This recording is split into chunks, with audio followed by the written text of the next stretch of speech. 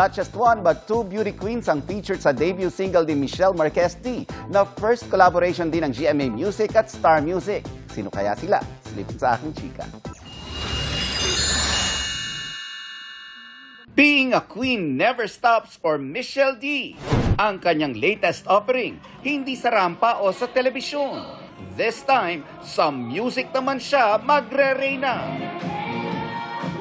Dinayo ng GMA Integrated News ang shooting ng kanyang music video.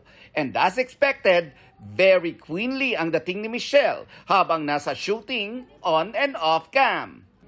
Very appropriate sa title ng danceable song niyang Reyna.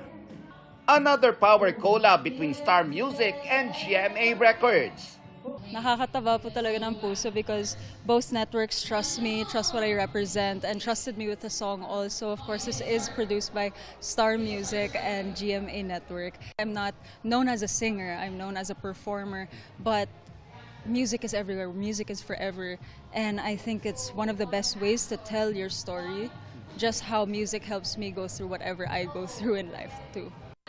To make the shoot more meaningful, pinauwi pa ni Michelle ang kanyang mommy na si Melanie mula sa States para makasama sa mga eksena sa music video. And Melanie did not disappoint.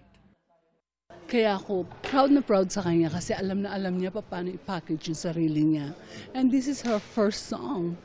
And for her to sing, na klaro ang mga lyrics, it's magnificent for me. To complete the Marquez Beauties, kasama siyempre si Winwin, na sobrang nag-enjoy kasama ang mga beauty queen sa kanilang pamilya.